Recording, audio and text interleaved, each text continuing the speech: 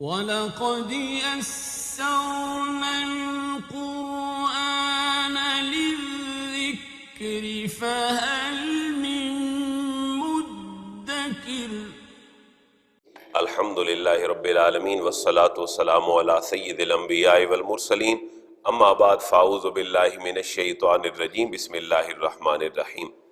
قابل احترام سورہ توبہ کی 36 نمبر آیت مبارکہ سے آج ہماری تلاوت کا آغاز ہے، اور جیسے کل کی آیات مبارکہ میں ہم ان کو تمہیدی آیات تو اس آیت کا نہیں کہہ سکتے، لیکن ایک سنگ میل کی حیثیت رکھتی ہیں کہ یہ سورہ مبارکہ اپنے مزاج کے اعتبار سے مدنی تھی، اور مدنی صورت کے اندر اہل کتاب کے اور مشرکین کے رویے کو بالکل دبانے کے لیے اللہ تبارک و تعالیٰ نے سخت احکامات اس سورہ مبارکہ میں نازل فرمائے۔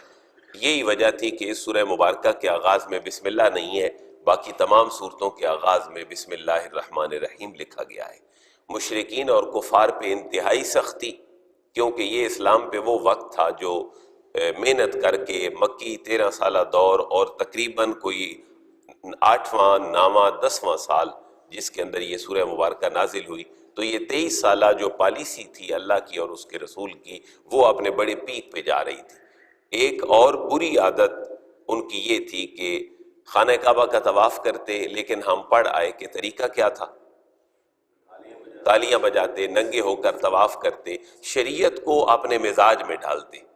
وہ ایک اور ان کی ایڈیٹنگ شریعت کے اندر یہ تھی کہ حرمت والے 4 مہینے حضرت ابراہیم علیہ السلام سے شروع تھے، کیونکہ عیسائیت، یہودیت اور اسلام کے جد امجد حضرت ابراہیم خلیل اللہ ہے۔ سامی ادیان کی ابتدا حضرت ابراہیم سے ہوتی ہے۔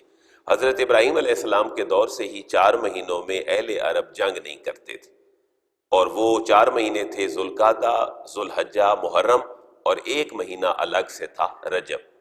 یہ حرمت والے مہینے کیوں تھے؟ اس کی مختلف وجوہات تھیں۔ ایک وجہ یہ تھی کہ خانہ کعبہ کے طواف کا کوئی نہ کوئی تصور ان کے ہاں تھا، بے شک وہ ننگے ہو کر ہونا تھا، تالیاں بجا کر کرنا تھا، قربانیاں بھی وہ کرتے تھے لیکن بتوں کے نام کی تھی، چڑھاوے بھی تھے لیکن بتوں کے نام کے۔ تو ان کے اپنے ذہن کے مطابق جو ایک وہ سیلف موڈیفائیڈ عبادات تھیں وہ موجود تھیں، لیکن وہ یہ کہتے تھے کہ اب 3 مہینے لگاتار کون ایسا بندہ ہو جو اپنے کاروبار بھی چھوڑ دے، اور ہم جب جنگ کرتے ہیں تبھی تو ہمیں مال ملتا ہے۔ رازنی، قزاقی، ڈاکہ، یہ کچھ لوگوں کا وتیرہ تھا، لیکن عبادت 3 مہینوں میں سب کچھ چھوڑ کے یہ ممکن نہیں تھا۔ کیا انہوں نے کہ 12 کے بجائے انہوں نے 13 مہینے کر دیے۔ کیوں کہ 13 مہینے جب سال کے ہوں گے تو اوریجنل مہینہ تو لوٹ کر بڑے عرصے کے بعد آئے گا، اور اسی کے اوپر پھر آیات مبارکہ ہے وہ مزید آگے بھی آئے گی۔ اور کبھی کبھی یہ کرتے کہ مہینوں کے نام تبدیل کر دیتے۔ اب اگر ذوالقعدہ، ذوالحجہ اور محرم تینوں مسلسل ہوتے اور ان میں جنگ نہ ہوتی تو ان کے لیے تو بڑا مسئلہ تھا۔ اب ان تمام وجوہات کے پیش نظر انہوں نے مہینوں کی گنتی کو تبدیل کر دیا۔ اللہ فرما رہے مہینوں کی گنتی 12 ہے، اور یہ اس دن سے ہے جس دن سے اللہ نے زمین و آسمان کو تخلیق کیا ہے، اور یہی درست دین ہے، لہذا اس میں تم ظلم نہ کرو، تلوار نہ اٹھاؤ۔ ہاں، اگر مسلمانوں کو حکم دیا جا رہا ہے اگر مشرک تمہارے خلاف تلوار اٹھائیں تو پھر تمہیں بھی حرمت والے مہینوں کے پاس کرنے کی ضرورت نہیں ہے کہ تم ان کا پاس رکھو۔ بسم اللہ الرحمن الرحیم۔ ان عدت الشہور عند اللہ 12 شہرا فی کتاب اللہ یوم خلق السماوات والارض منہا 4 حرم ذالک الدین القیم فلا تظلموا فیہن انفسکم وقاتلوا المشرکین کافہ کما یقاتلونکم کافہ وَاعْلَمُوا أَنَّ اللَّهَ مَعَ الْمُتَّقِينَ۔ یہ 36 نمبر آیت مبارکہ۔ ان بے شک، عدت گنتی، یہ جو عورت عدت گزارتی ہے طلاق کے بعد یا شوہر کے مرنے کے بعد، وہ بھی اسی معنی میں ہے۔ عدت کا معنی ہے گن کر دن گزارنا۔ جب شوہر فوت ہو گیا 4 مہینے 10 دن، اگر طلاق ہو گئی تو 3 مہینے، اور اگر وہ نوجوان عورت ہے اس کو اپنا پریسکرائب پیریڈز آتے ہیں تو پھر وہ 3 اپنے وہ پیریڈز گزارے گی۔ اگر وہ پریگنٹ ہے تو پھر جب تک بچہ پیدا نہیں ہوگا۔ یہ سارے عدت کے معاملات ہیں۔ عدت معنی گنتی شمار کرنا ہے۔ ان عدت الشہور، شہور شہر کی جمع ہے، بے شک مہینوں کی گنتی عند اللہ، اللہ کے ہاں ہے، 12 شہرا، 12 10 10 اور 2 12 شہرن مہینے، گنتی مہینوں کی اللہ کے نزدیک 12 مہینے ہے، فی کتاب اللہ، جو اللہ کی کتاب میں لکھا ہے، لوح محفوظ پہ لکھا ہے، اللہ کے علم میں جو چیز موجود ہے جس کے مطابق یہ کائنات کا نظام چل رہا ہے وہ 12 مہینے۔ اور سوال پیدا ہوا کہ یہ کب سے ہیں؟ تم تو 12 کو 13 بنا دیتے ہو، مہینوں کے نام تبدیل کر دیتے ہو، لیکن یوم خلق السماوات والارض، یوم یہ اس دن سے ہے مہینوں کی گنتی 12، خلق السماوات جس دن اللہ نے پیدا کیا آسمانوں کو، والارض اور زمین کو، یہ 12 ہے۔ منہا اربعۃ حرم، منہا ان مہینوں میں سے اربعۃ حرم 4 مہینے حرمت والے ہیں۔ حرمت والے مہینے کیوں ہیں؟ ڈکلیئرڈ ہو گئے کہ تم نے سارے کام چھوڑ کے، اپنی جنگ چھوڑ کے، اپنی مصروفیات چھوڑ کے اللہ رسول کا ذکر کرنا ہے، جو بھی ان کے ہاں ذکر کا تصور تھا، جو بھی ان کے ہاں حج کا باطل تصور بھی تھا۔ ذالک الدین القیم، اللہ فرماتا ہے یہی پختہ دین ہے، یہی واضح کتاب کا حکم ہے کہ مہینے 12 ہیں، جن میں سے 4 مہینے حرمت والے ہیں، اور وہ ذوالقعدہ، ذوالحجہ، محرم، 3 مہینے مسلسل، اور 1 مہینہ رجب کا ہے جس کو عموماً عمرے کا مہینہ شمار کیا جاتا ہے۔ فلا تظلموا فیہن، فا کا معنی پاس، لا تظلموا، کہ ظلم نہ کرو، فیہن ان مہینوں میں ظلم نہ کرو ایک دوسرے کے اوپر، انفسکم اپنے آپ کے اوپر، کہ تم اس میں لڑائیاں کرتے ہو۔ سال کی تقسیم کا یہ صحیح حساب اللہ کے ہاں ہے، لیکن اگر کوئی ان مہینوں کی حرمت کا پاس نہ کرے، مشرکین، کفار، تو پھر کیا تم چپ کر کے بیٹھ جاؤ کہ نہیں یہ تو حرمت والے مہینے ہیں، ہم کچھ نہیں کریں گے؟ تو اسلام اپنا پالیسی والا بیان یہ دے رہا ہے کہ وَقَاتِلُوا الْمُشْرِكِينَ كَافَّةً كَمَا يُقَاتِلُونَكُمْ كَافَّةً، اگر مشرک تمہارے ساتھ ان مہینوں میں لڑے تو تمہارا فرض بھی بنتا ہے کہ تم حرمت والے مہینوں کا پاس نہ کرو، مشرکین کے خلاف لڑو۔ واو کا معنی، اور قاتلو لڑو، قتال کرو، جنگ کرو، المشرکین تمام مشرکوں سے، کافہ تمام مشرکوں سے، تمام مشرکوں سے تم جنگ کرو، کما یقاتلونکم کافہ، کما جس طرح، یقاتلونکم وہ تم سب سے جنگ کرتے ہیں، کافہ کا معنی مکمل، وہ تم سب سے جس طرح جنگ کرتے ہیں ایسے تم بھی ان سب سے جنگ کرو۔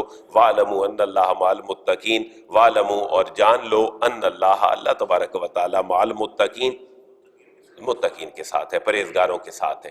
یہ جو حرمت والے مہینوں کو ہٹا دینا تھا، یہ اللہ ان کی زیادتی کو بیان فرما رہا ہے۔ إِنَّمَا النَّسِيءُ زِيَادَةٌ فِي الْكُفْرِ يُضِلُّ بِهِ الَّذِينَ كَفَرُوا يُحِلُّونَهُ عَامًا وَيُحَرِّمُونَهُ عَامًا لِيُوَاطِئُوا عِدَّةَ مَا حَرَّمَ اللَّهُ فَيُحِلُّوا مَا حَرَّمَ اللَّهُ زُيِّنَ لَهُمْ سُوءُ أَعْمَالِهِمْ وَاللَّهُ لَا يَهْدِي الْقَوْمَ الْكَافِرِينَ۔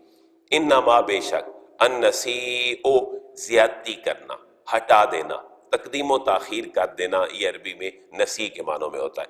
انما النسیء حرمت والے مہینوں کو ہٹا دینا، نام تبدیل کر دینا، گنتی آگے پیچھے کر دینا، یہ تو زیادۃ فی الکفر، یہ تو کفر میں بھی مزید زیادتی ہے۔ ایک کفر یہ ہے کہ تم ان میں احکامات ٹھیک نہیں بجا لاتے ہو، دوسری بات یہ ہے کہ یہ تو کفر میں مزید زیادتی کرتے ہو کہ مہینوں کی بجائے خود تبدیل ہونے کے تم مہینوں کو تبدیل کر دیتے ہو۔ اور یدلو بہ الذین کفروا، یدلو گمراہ کیے جاتے ہیں، بلکہ یدلو یہ ایکٹیو نہیں بلکہ پیسو سینس ذکر کیا، یدلو گمراہ کیا جاتا ہے، بہی ان کے ساتھ، الذین ان لوگ، کفروا جو کافر ہیں، گمراہ کیے جاتے ہیں اس سے وہ لوگ جو کافر ہیں، یحلونہ عامًا ویحرمونہ عامًا۔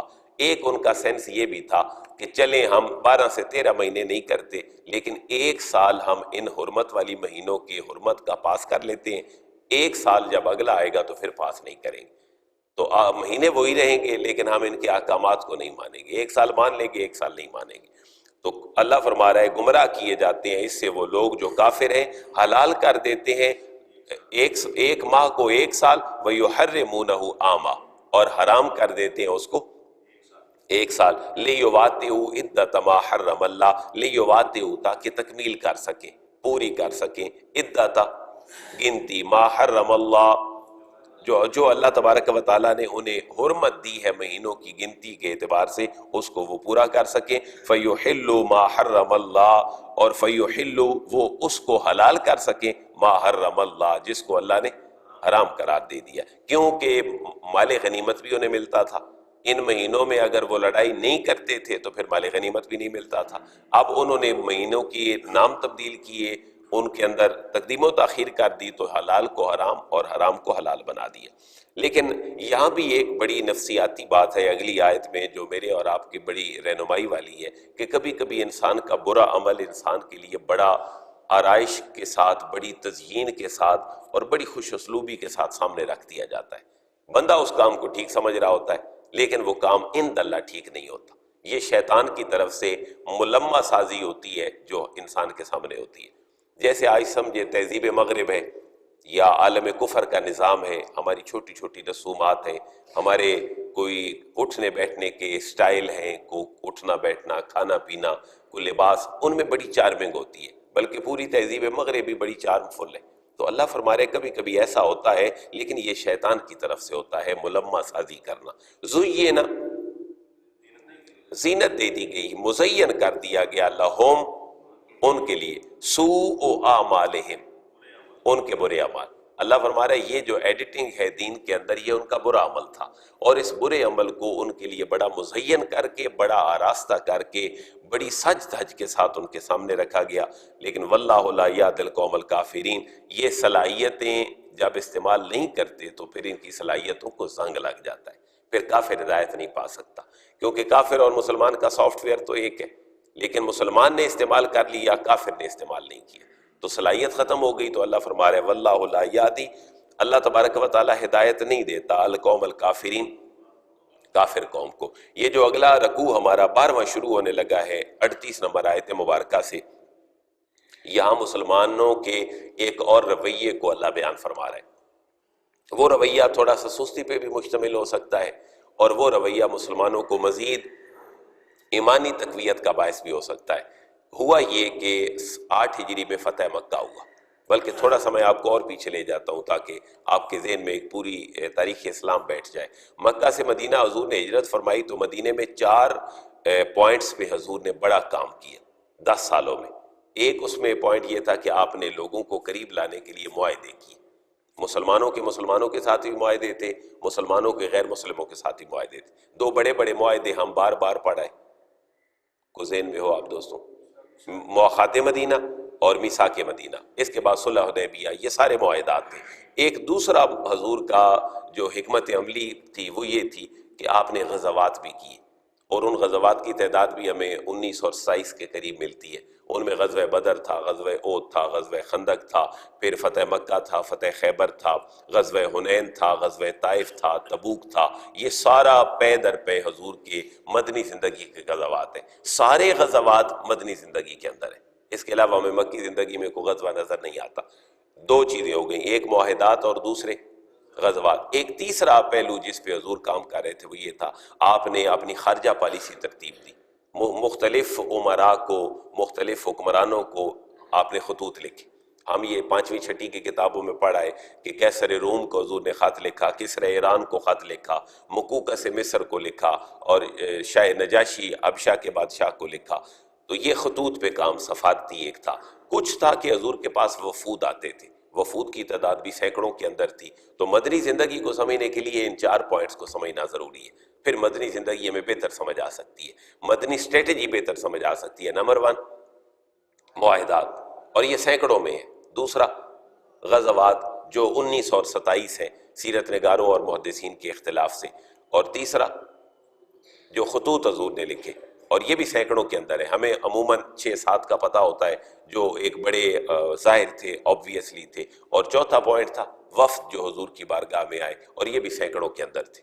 اب ہوا یہ کہ مسلمان غزوہ بدر میں نکلے، غزوہ احد میں نکلے، غزوہ خندق میں نکلے، صلح حدیبیہ ہوا، فتح خیبر ہوا، پھر 8 ہجری میں فتح مکہ ہو گیا. مسلمان بڑے خوش تھے کہ اللہ کا حکم آ گیا، ابھی تو ہم نے طائف میں نکلنا ہے. پھر غزوہ طائف ہوا، پھر بہت بڑا غزوہ جس کا ہم پیچھے ذکر پڑا ہے وہ غزوہ حنین تھا، جس میں اللہ فرما رہے ہیں تمہیں اپنی کثرت پہ بڑا ناز تھا، پھر تمہارے قدم ڈگمگا گئے، لیکن اللہ نے تمہیں پھر فتح دے دی. اب مسلمانوں نے سمجھا کہ اب تو سارے دشمن مر گئے، فتح مکہ بھی ہو گیا، اور یہ مکہ فتح ہو گیا. جو کافر اور مشرک مکے میں تھے ان کی طاقت اور کمر ٹوٹ گئی. اچھا باہر کے تھے تو غزوہ حنین اور طائف کی شکل میں چلے گئے. مسلمانوں نے سمجھا اب اللہ نے ہمیں بڑی فتح دے دی ہے، اب آرام اور سکون کرنے کا وقت ہے۔ جب یہ کیفیت ان کے ذہن میں آئی تو اللہ نے فرمایا نہیں، ابھی نکلو۔ ابھی خبریں آنے لگ پڑیں کہ شام سے جو کیسر روم ہے، وہ عیسائی حکمران ہے، وہ تو حملے کی تیاری کر رہا ہے مسلمانوں کے اوپر، کیونکہ انہوں نے سوچا کہ جس اسلام نے کفر اور شرک کو مٹا دیا ہے اپنے قرب و جوار میں، تو وہ تو ہمارے اوپر بھی چڑھ دوڑیں گے۔ اب انہوں نے اپنی پالیسی بنانا شروع کر دی۔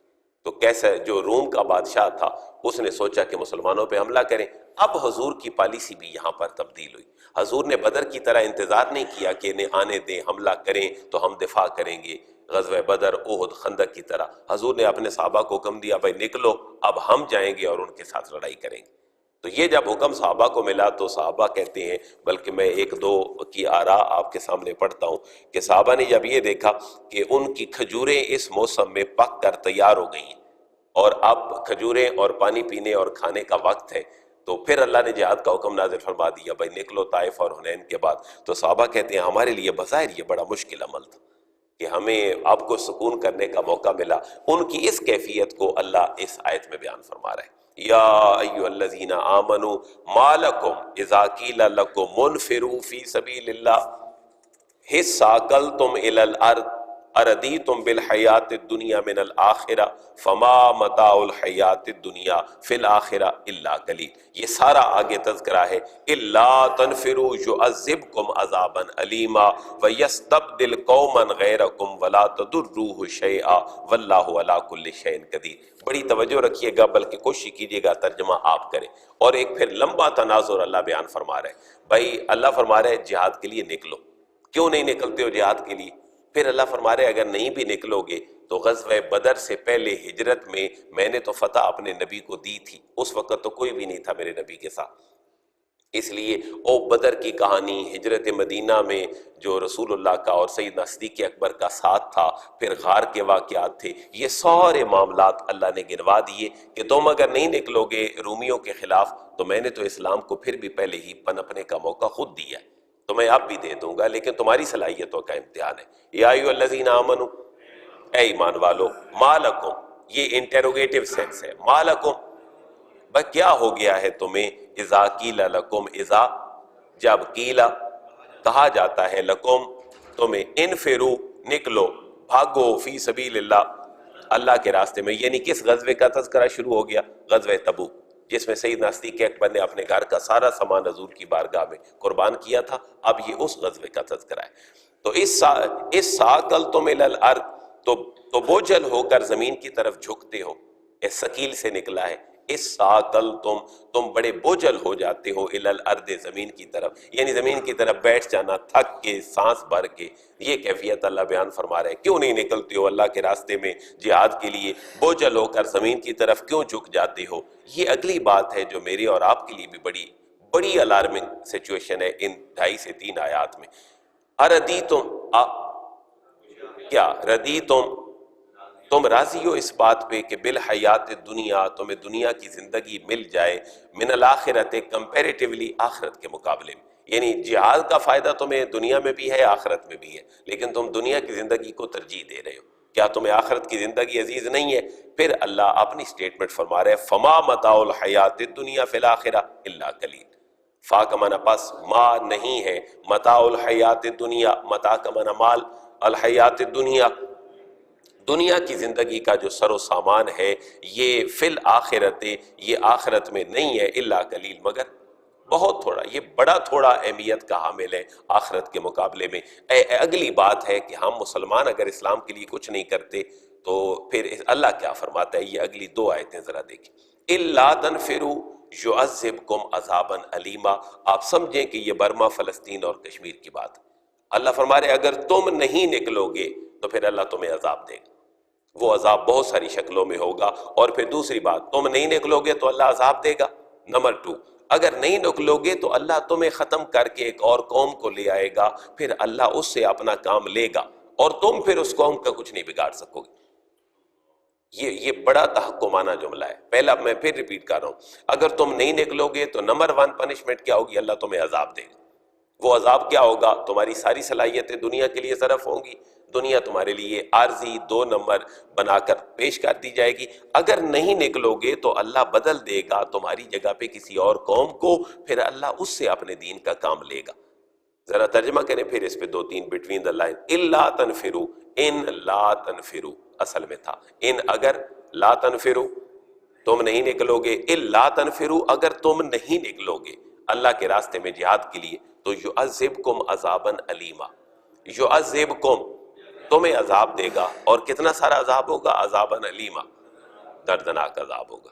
یہ دردناک عذاب آج امت بھگت رہی ہے. وہ نہیں نکلی امت جہاد کے لیے دشمن کے خلاف، تو آج ہمارے بچے اسلام کے بنیادی کلموں سے ہی آری ہو گئے. یہ بھی تو ایک جہاد تھا جس کو جہاد باللسان اور جہاد بالقلم کہہ سکتے ہیں. وَيَسْتَبْدِلْ قَوْمًا غَيْرَكُمْ، یہ اگلی بات اس سے بھی بڑی ڈراؤنی ہے. وَيَسْتَبْدِلْ واو کا معنی، اور یستبدل بدل دے گا اللہ قومن کسی دوسری قوم کو، غیرکم جو تمہارے علاوہ ہوگی. اللہ تمہارے پاس جو اسلام ہے یہ اسلام اللہ کسی اور کو دے دے گا. اسی لیے میں نے پہلے 2-4-5 درسوں میں کہا تھا کہ کیا ممکن نہیں ہے کہ امریکہ کا صدر مسلمان ہو جائے اور سارا امریکہ مسلمان ہو جائے؟ سارا یورپ جس کی ہم نکالی کرتے ہیں اپنی تہذیب، تمدن اور ثقافت میں، وہ سارے کا سارا مسلمان ہو جائے، اللہ ہم سے اسلام کو چھین لے اور پھر اللہ ان کے ذریعے ہماری گردنوں کو مروا دے. جیسے ایک بہت بڑا ہسٹری کا سبق ہمارے سامنے ہے کہ ہلاکو خان تاتاری، ان سارے لوگوں نے مسلمانوں کو تباہ کیا کیونکہ مسلمان نکمے ہو چکے تھے. اس کے بعد پھر اللہ نے ان کو ایمان کی توفیق دی، پھر ہلاکو خان کا پورا خاندان مسلمان ہوا، ان کی نسلیں مسلمان ہوئی. عثمانی، ترک، آٹومن امپائر ان کی اولادوں میں آئے، مغل حکمران ان کی اولادوں میں آئے، ساسانی حکمران ایران میں ان کی نسلوں سے آئے. تو وہ تو اللہ کو جانتے ہی نہیں تھے، لیکن مسلمان ان کی تلواروں سے اللہ نے ختم کروائے کیونکہ مسلمان نائل ہو چکا تھا. اس لیے اللہ نے اپنا کام لینا ہوتا ہے تو بہتر ہے کہ اللہ نے ہمیں اگر کلمے کی توفیق دی ہے تو ہم اسلام کے لیے کر جائیں، جو کچھ ہم کر سکتے ہیں وہ ہم کر جائیں. وَيَسْتَبْدِلْ قَوْمًا غَيْرَكُمْ اور بدل کر لے آئے گا کوئی دوسری قوم تمہارے علاوہ. پھر اگلی بات وَلَا تَضُرُّوهُ شَيْئًا، واو کا معنی اور، لا تَضُرُّوهُ تم نہ بگاڑ سکو گے اس کا، شَيْئًا کچھ بھی، تم پھر اس کا کچھ نہیں بگاڑ سکو گے، پھر دولت تم سے چھن جائے گی. ذرا سوچیں نا ہمیں کلمہ کیوں نصیب ہوا؟ کیونکہ ہم زیادہ پرہیزگار تھے، ہمارے بڑے کو بہت زیادہ تھے کہ ہمیں تو گاڈ گفٹڈ ملا کلمہ، ہم نے آنکھ کھولی مسلمانوں کا گھر، کتنا بڑا تحفہ. تو اس کی لاج رکھنا یہ ہر مسلمان کی ذمہ داری ہے. واللہ علی کل شیء قدیر، اور اللہ تبارک و تعالی ہر چیز پر، یعنی یہ اس وہم اور سوچ کا خیال ہے جس میں انسان سوچے بھئی میں مسلمان ہوں، یہ میں کیسے بدلوں گا، میرے ساتھ ریپلیسمنٹ کیسے ہوگی کہ کافر مسلمان ہوگا پھر مسلمانوں والا کام کرے گا. اللہ فرما رہے اللہ اس چیز پہ قادر ہے.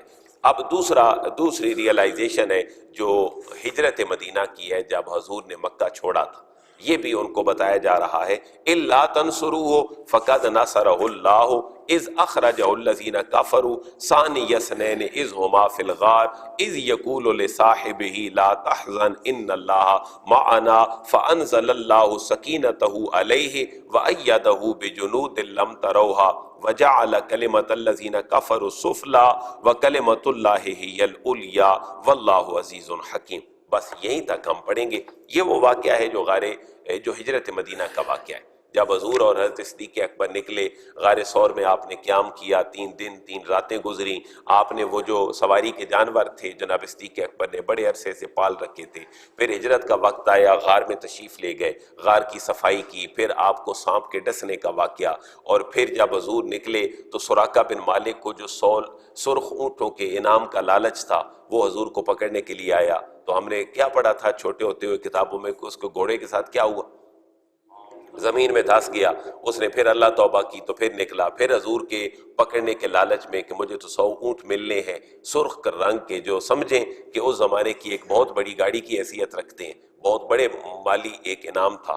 یہ سارا واقعہ اللہ اس میں بیان فرما رہا ہے. اللہ پوچھ رہا ہے کہ اگر تم غزوہ فتح مکہ، غزوہ طائف اور غزوہ حنین کے بعد غزوہ تبوک کے لیے تیار نہیں ہو پا رہے ہو تو پھر یہ بھی تو دیکھو کہ اس وقت میں جب مسلمان بڑی مشکل میں تھے تب بھی میری مدد آ گئی تھی، میں اپنا کام پھر بھی کر لوں گا. لیکن تمہارے سے کام لینا مقصود ہے تاکہ تمہاری صلاحیتیں یوٹیلائز ہوں اور تمہارا مقام و مرتبہ بڑھے. بس یہ آخری آیت ہے جس کا ترجمہ فرمائیے گا. الا تنصروہ، ان اگر، لا تنصروہ اگر تم مدد نہیں کرو گے. دیکھیں نا اللہ مدد مانگ رہا ہے. اللہ مدد کیا مانگ رہا ہے؟ کہ اس کے دین کی مدد ہو جائے. تو یہ اس کا مشن ہے، اس کے رسول کا مشن ہے. تو ہے کس کے لیے؟ ہے تو ہمارا لائف سٹائل کہ اگر تم اس دین کی مدد نہیں کرو گے اللہ رسول کی تو فقد فاکمنا پس نصرہ اللہ، نصرہ مدد کی ہے، وہ اس کی اللہ، اللہ نے پھر اس کی مدد کی ہے. اس سے مراد کیا ہے؟ اپنے حبیب کی مدد کی ہے، اپنے رب کے مشن کی مدد اللہ نے ہی کی ہے. کب؟ اذ اخرجہ الذین کفروا، اذ جب اخرجہ ان کو نکال دیا. خرج یخرج کا معنی نکلنا، اخرج یخرج کا معنی نکالنا. اذ اخرجہ جب نکال دیا ان کو، الذین ان لوگوں نے، کفروا جنہوں نے کفر کیا. کہاں سے نکلنے کی بات ہے؟ مکہ سے مدینہ. جب میرے نبی کو اللہ فرما رہا ہے کہ میرے نبی کو جب کافروں نے نکال دیا، ثانی اثنین اذ ہما فی الغار، ثانی دوسرا، اثنین دو میں سے، وہ دو میں سے دوسرا تھا میرا محبوب، کیونکہ صدیق اکبر آگے تھے، حضرت جناب سرکار دو عالم علیہ تحیت و ثنا پیچھے تھے. ثانی اثنین آپ دوسرے تھے دو میں سے، اذ ہما فی الغار، اذ جب ہما وہ دونوں تھے، ہوا ہما ہما جب وہ دونوں تھے، فی الغار غار سور میں. یہاں سور کی بات نہیں ہے لیکن حدیث مبارکہ کی روشنی میں ہے. فی الغار جب وہ دونوں غار کے اندر تھے، اذ یقول لصاحبہ، اذ جب یقولو وہ فرما رہے تھے، لصاحبہ اپنے صحابی کو، اپنے صاحب کو. یہاں سے یہ پتہ چلتا ہے کہ قرآن میں جس کی صحابیت کے لفظ کے ساتھ ثابت ہے وہ حضرت ابوبکر صدیق رضی اللہ تعالیٰ عنہ، نص قطعی سے جس کی صحابیت ثابت ہے. اذ یقول لصاحبہ جب وہ فرما رہے تھے اپنے رفیق کو، اپنے دوست کو، اپنے ساتھی کو، اپنے صحابی کو، لا تحزن حزن نہ کر، ملال نہ کر، غمگین نہ ہو، ان اللہ معنا، ان بے شک اللہ معنا ہمارے ساتھ ہے، اللہ ہمارے ساتھ ہے، تو اس بات کا حزن نہ کر، غمگین نہ ہو. تو فانزل اللہ سکینتہ، فاکمنا پس انزل نازل کی، اللہ تبارک و تعالیٰ نے سکینتہ اپنی طرف سے تسکین اللہ نے نازل فرمائی، علیہ ان پر، وَأَيَّدَهُ بِجُنُودٍ لَمْ تَرَوْهَا دوسری مدد کیا آئی؟ وَأَيَّدَهُ اور ان کی تائید فرمائی، ان کی مدد فرمائی، بِجُنُودٍ ان لشکروں سے، لم تروہا جنہیں لم تروہا محبوب جن کو آپ نے نہیں دیکھا تھا. یہ غائبانہ مدد تھی جو اللہ کی طرف سے آئی. وَجَعَلَ كَلِمَةَ الَّذِينَ كَفَرُوا السُّفْلَى وَكَلِمَةُ اللَّهِ هِيَ الْعُلْيَا. آپ یوں سمجھیں کہ یہ ایڈیم اور فریزل ورب ہے قرآن کی. وَجَعَلَ كَلِمَةَ الَّذِينَ كَفَرُوا السُّفْلَى وَكَلِمَةُ اللَّهِ هِيَ الْعُلْيَا. واو کمانا اور جعل بنا دیا، کلمۃ الذین ان لوگوں کی بات کو، کفروا جنہوں نے کفر کیا، ان لوگوں کی بات کو جنہوں نے کفر کیا اللہ نے ان کی بات کو بنا دیا السفلا، سر نگوں، اس کو نیچے رکھنے والا بنا دیا. بات بڑی کی انہوں نے اپنی طرف سے لیکن اللہ نے ان کی بات کو نیچا کر دیا، ان کی بات پوری نہیں ہو سکی. وَكَلِمَةُ اللَّهِ هِيَ الْعُلْيَا، وَكَلِمَةُ اللَّهِ اور اللہ کی بات ہی تھی، هِيَ الْعُلْيَا جو بڑی بلند تھی. تو سفلا اور علیا یہ دو ٹرمز ہیں، یہ بلندی اور پستی کے معنوں میں بھی استعمال ہوتی ہیں، اور جب قرہ حضرات تجوید پڑھتے ہیں تو اوپر والے جو دانت ہیں ان کو علیا کہا جاتا ہے اور جو نیچے والے دانت ہیں ان کو سفلا کہا جاتا ہے. تو جب تجویدی گفتگو ہوتی ہے تو پھر جو زبان ہے یہ اگر علیا کے ساتھ لگے تو لفظ ایسے ادا ہوتا ہے، جب سفلا کے ساتھ لگے تو ایسے ادا ہوتا ہے. تو بہرحال یہ بلندی اور پستی کے معنوں میں ہے. اگر تجویدی زبان میں آئیں گے تو اوپر اور نیچے والے دانت موجود ہیں. واللہ عزیز حکیم، واللہ اللہ تبارک و تعالی عزیز غالب ہے، حکیم حکمت والا ہے.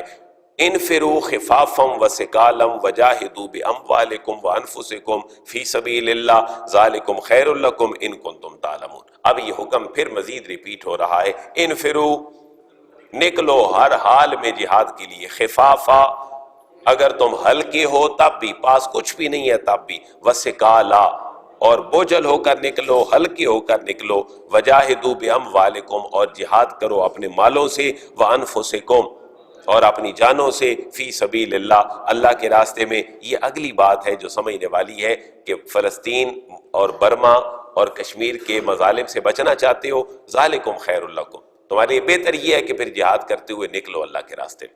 ذالکم خیر لکم یہ جہاد کے لیے نکلنا تمہارے لیے بہتر ہوگا، ان کنتم تعلمون اگر تم جانتے ہو تو یہ تمہارے لیے بڑا بہتر ہوگا.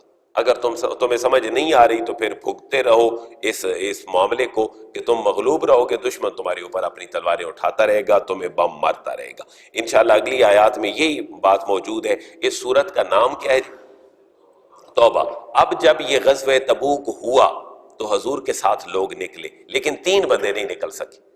ان 3 بندوں کے شان میں یہ آیات مبارکہ نازل ہوئی اور ان کی توبہ کا اللہ نے ذکر کیا۔ حضور کے ساتھ نہیں پہنچ سکے تھے، جب واپس آئے تو 50 دن تک حضور ان کے ساتھ نہیں بولے، ان کو بیویوں سے دور رہنے کا حکم دے دیا گیا۔ لوگوں کو کہا گیا بس تم نے ان لوگوں سے بات نہیں کرنی، یہ کیوں نہیں نکلے جہاد کے لیے؟ اللہ نے ان 3 بندوں کی توبہ کا ذکر اس کے اندر فرمایا ہے، جس کی تمہید بند گئی ہے آج سے آیات میں، آگے یہ موضوع چلے گا۔ اس وجہ سے پوری سورت کا نام ہی کیا پڑ گیا؟ سورہ توبہ۔ اللہ نے ان 3 لوگوں کی توبہ بیان فرمائی ہے، اور صحیح بخاری کے اندر بہت بڑی طویل حدیث ہے جو ان تینوں کی توبہ کے اوپر موجود ہے۔ انشاءاللہ ان تینوں کی توبہ کا تذکرہ ہم آنے والے دن میں پڑھیں گے۔ اللہ ہمیں قرآن کو اس کی روح کے مطابق سمجھنے کی توفیق نصیب فرمائے۔ الحمدللہ رب العالمین، والصلاة والسلام علی سید الانبیاء والمرسلین۔ ربنا آتنا فی الدنیا حسنہ وفی الآخرۃ حسنۃ وقنا عذاب النار۔